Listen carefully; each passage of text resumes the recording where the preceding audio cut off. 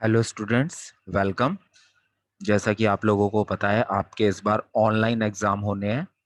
तो उसमें बेसिकली आपसे मल्टीपल चॉइस क्वेश्चंस एग्ज़ाम में पूछे जाएंगे और 90 मिनट्स में 50 क्वेश्चंस आएंगे। ठीक है।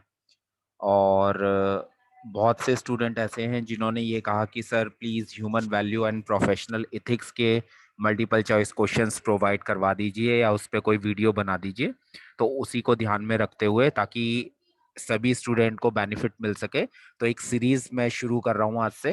Human values and professional ethics जो सेकंड ईयर में चलता है एकेटीयू में, उसके मल्टीपल चॉइस क्वेश्चंस की।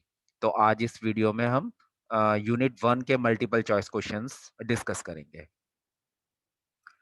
पहला हमारा क्वेश्चन है, the purpose of value education is to foster universal core values, make the syllabus easy, develop values in individuals, both A and C।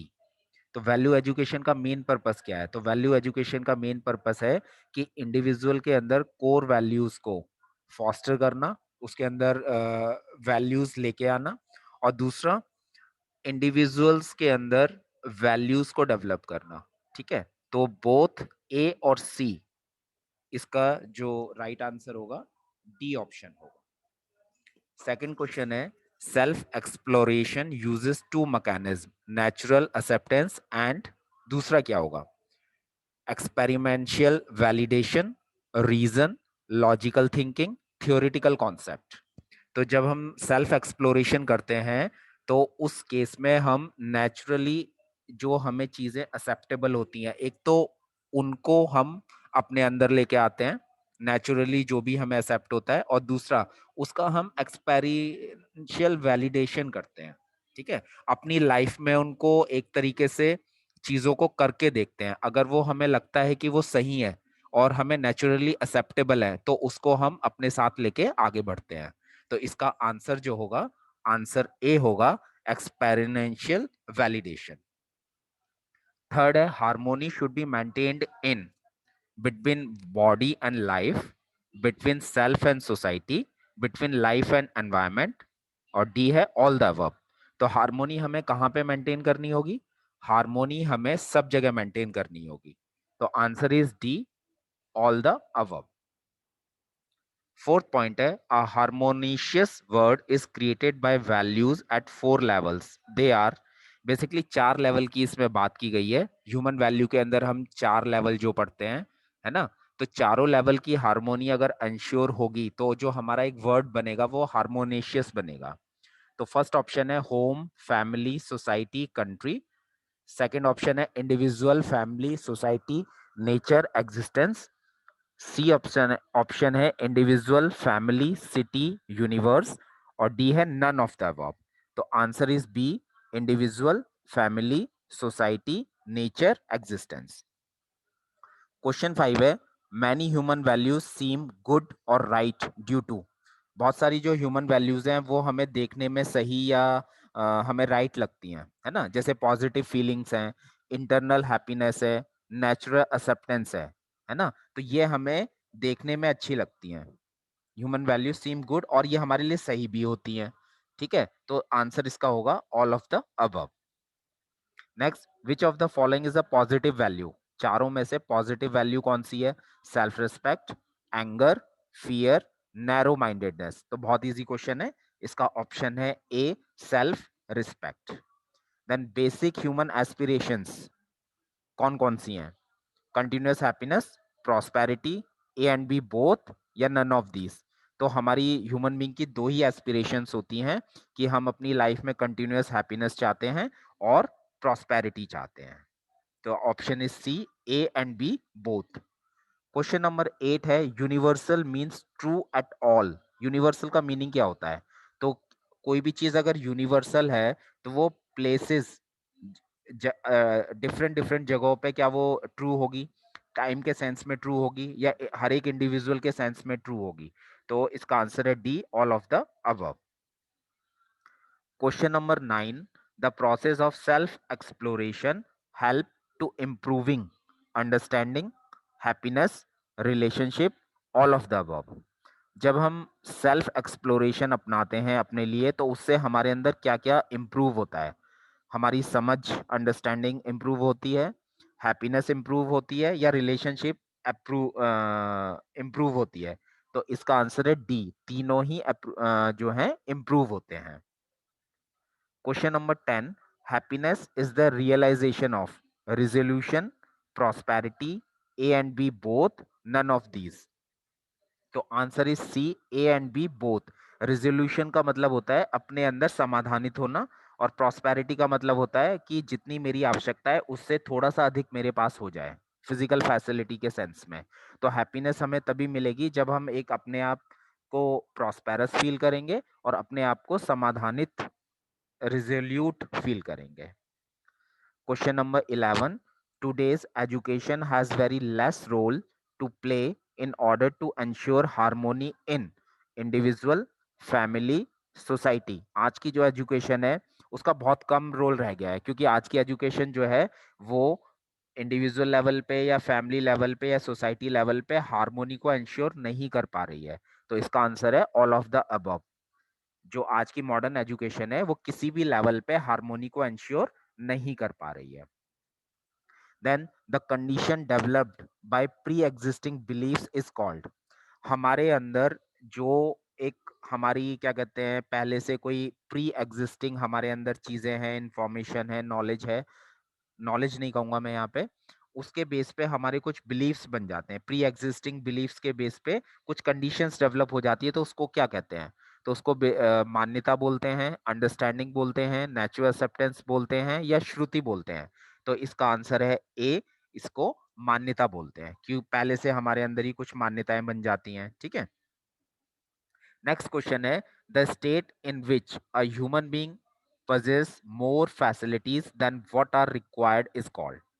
देखिए, जितनी हमें फिजिकल फैसिलिटी की रिक्वायरमेंट है उससे थोड़ा सा अधिक अगर मेरे पास हो जाता है ना, फिजिकल फैसिलिटी के सेंस में, तो क्या वो स्टेट हैप्पीनेस की है, क्या वो स्टेट प्रॉस्पेरिटी की है, या क्या वो स्टेट सेटिस्फेक्शन की है? तो इसका आंसर है option B, prosperity. Question number 14, working only for physical facilities is. अगर हम सिर्फ फिजिकल फैसिलिटी के लिए काम कर रहे हैं, वर्क कर रहे हैं, तो वो कौन सा कॉन्शियसनेस होगा? वो ह्यूमन कॉन्शियसनेस होगा, वो एनिमल कॉन्शियसनेस होगा, वो गॉडली कॉन्शियसनेस होगा, या ऑल ऑफ दीज होगा? तो इसका आंसर है ऑप्शन बी, एनिमल कॉन्शियसनेस। जीव चेतना इसको बोलते हैं। When we participate in the larger order, this participation at different level is our intelligence, moral duty, value, और नन ऑफ दिस। जब ह्यूमन बीइंग जो है अपने से बड़ी व्यवस्था में, लार्जर ऑर्डर में पार्टिसिपेट करता है, तो ये जो पार्टिसिपेशन है ये ह्यूमन वैल्यू की इंटेलिजेंस है, ह्यूमन बीइंग की मॉरल ड्यूटी है, ह्यूमन की वैल्यू है, या कुछ भी नहीं है? तो बेसिकली ये क्या है? ये वैल्यू है। Option C is the right answer. Then guidelines of value education are universal, rational, verifiable, है ना? जो भी गाइडलाइंस हैं वैल्यू एजुकेशन की, ह्यूमन वैल्यू की, वो यूनिवर्सल है, रेशनल है मतलब लॉजिक उनके पीछे है, और उनको वेरीफाई कर सकते हैं। तो इसका आंसर हो गया all of the above. Question number 17, dash helps the human being to transform from animal consciousness to human consciousness. ठीक है। इनमें से ऐसा क्या है जो ह्यूमन बीइंग को एनिमल कॉन्शियसनेस से निकाल के ह्यूमन कॉन्शियसनेस में ले जाता है? ठीक है। जीव चेतना से निकाल के मानव चेतना में कौन ले जाता है? क्या वो इंटेलिजेंस ले जाती है ह्यूमन बीइंग की, क्या वो हेल्थ ले जाती है, या वो राइट अंडरस्टैंडिंग होती है? तो इसका आंसर है सही समझ, राइट अंडरस्टैंडिंग।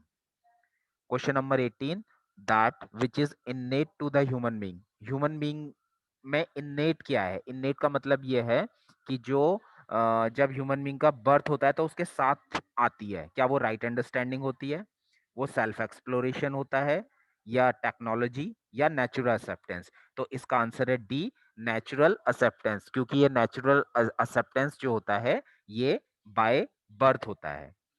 क्वेश्चन नंबर 19 है, understanding of harmony at 4 levels of living from self to entire existence. चारों लेवल की हार्मोनी को समझना, सेल्फ से लेके एंटायर एग्जिस्टेंस की हार्मोनी को समझना, उसको क्या बोलते हैं?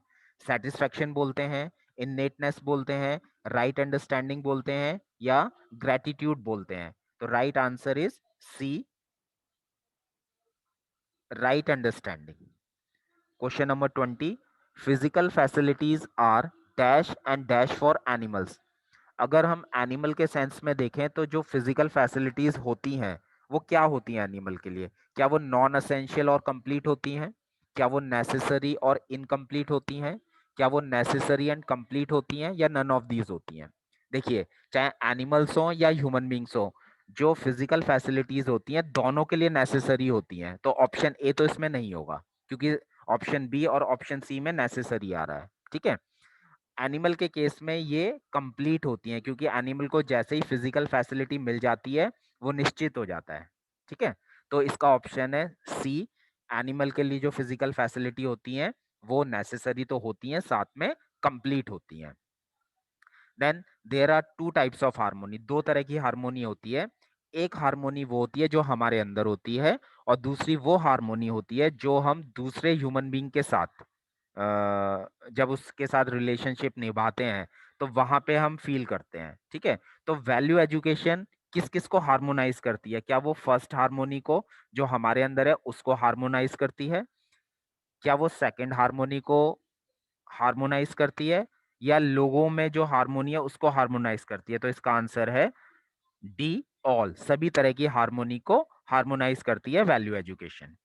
क्वेश्चन नंबर 22 है, the problem in our relationship with different entities around us is based on certain dash which is not true.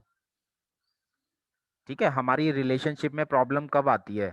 जब हम दूसरी एंटिटीज के साथ, दूसरे लोगों के साथ रिलेशनशिप का निभाने जाते हैं, म्यूचुअल फुलफिल रिलेशनशिप का फुलफिलमेंट करने जाते हैं, तो वहां पे कुछ रिलेशंस आते हैं। वो इस वजह से आते हैं क्योंकि हमारे जो अजम्पशंस होते हैं, वो हमने कुछ अजम्पशंस जो होते हैं रिलेशनशिप को लेके पहले से ही बना रखे होते हैं, है ना, जो सही नहीं होते। तो इसका आंसर है प्री अजम्पशंस। जो पहले से अजम्पशन हमने बना रखे हैं उसके बेस पे अगर हम दूसरे एंटिटी या दूसरे पर्सन के साथ रिलेशनशिप निभाने जाते हैं तो वहां पे प्रॉब्लम आ जाती है।